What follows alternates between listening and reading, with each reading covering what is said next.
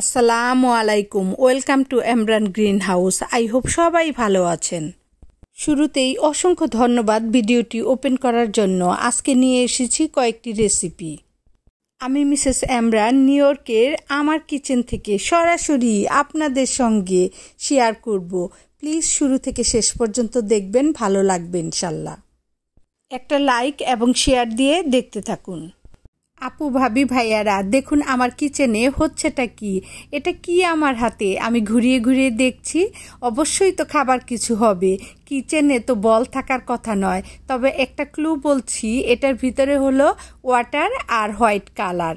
এটা ওপেন করা একটু হার্ড হলেও খেতে ভারী মজা, আর এটা দিয়ে বিভিন্ন রেসিপি তৈরি করা হয়।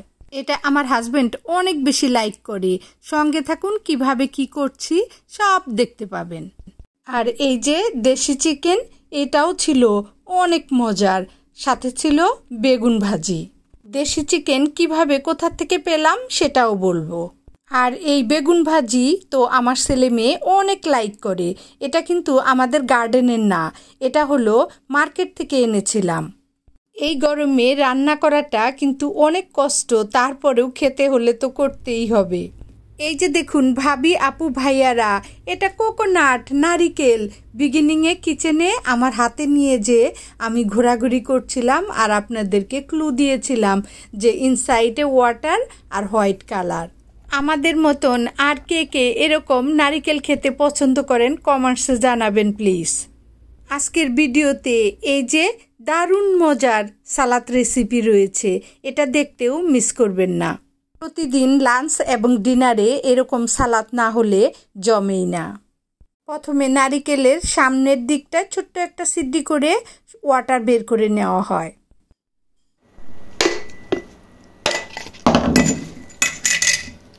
এই নারিকেল ভাঙা নিয়ে আপনাদের সঙ্গে কিছু কথা শেয়ার না করলেই নয়।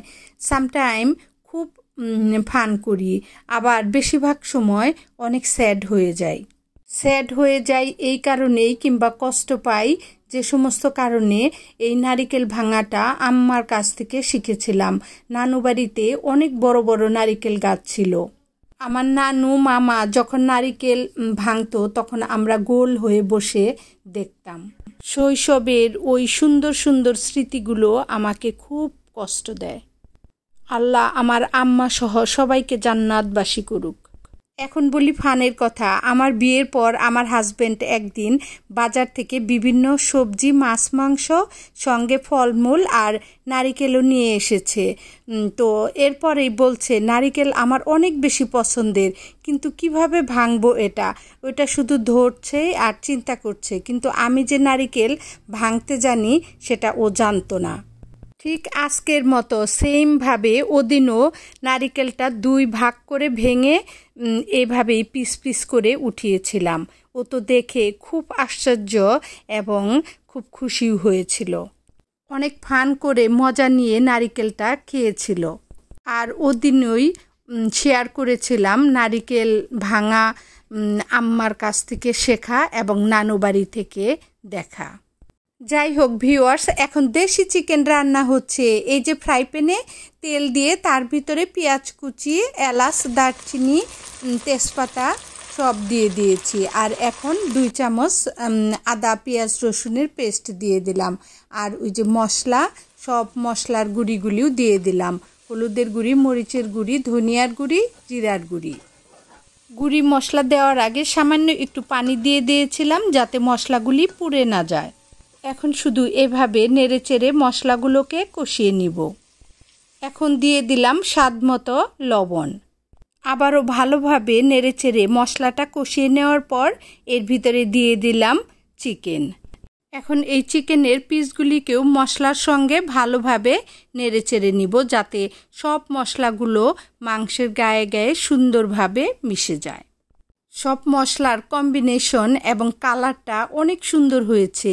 এর থেকে স্মেলটাও অনেক সুন্দর আসছে, মনে হয় অনেক টেস্ট হবে।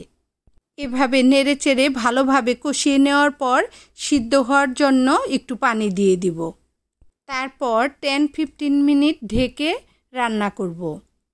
ভাবি আপু ভাইয়ারা আমরা সবাই তো রান্না জানি, তারপরেও একটুখানি শেয়ার করলাম নতুন রাঁধুনিদের জন্য।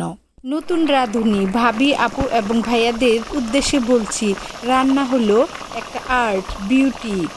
আর আমার রান্নাগুলো কিন্তু খুবই সিম্পল এবং ইজি। রান্না তো খুব ইজি হওয়া চাই, কি বলুন ভাবি আপু এবং ভাইয়ারা?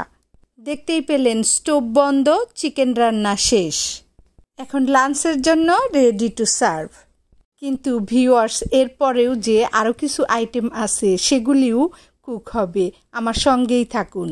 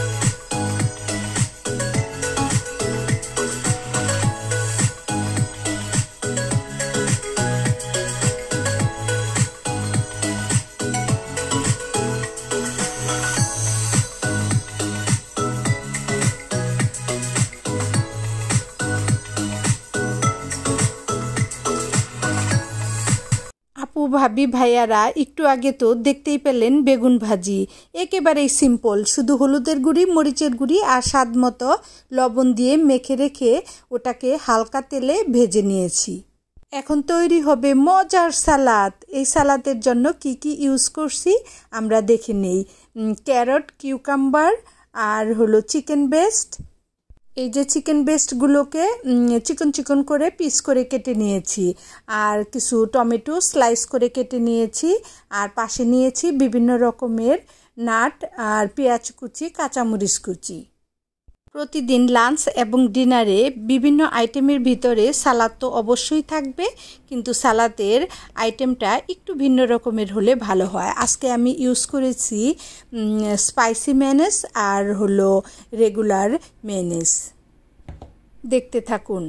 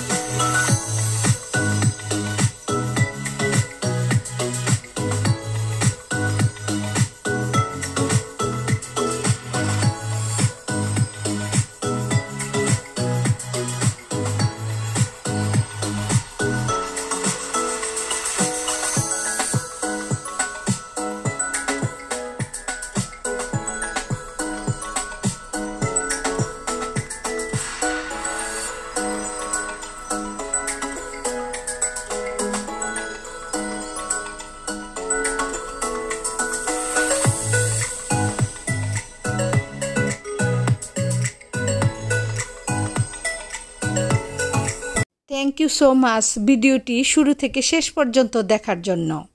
কুকিং ভিডিওটি ভালো লাগলে আমার রেসিপি ফলো করে আজই তৈরি করে ফেলুন আপনার ফ্যামিলির জন্য এমন মজাদার এবং সুস্বাদু খাবার। প্রতিদিন রান্নায় নতুন নতুন আইটেম যোগ করে আপনার খাবার টেবিলটি অনেক আকর্ষণীয় এবং সুন্দর করে তুলুন পরিবারের জন্য।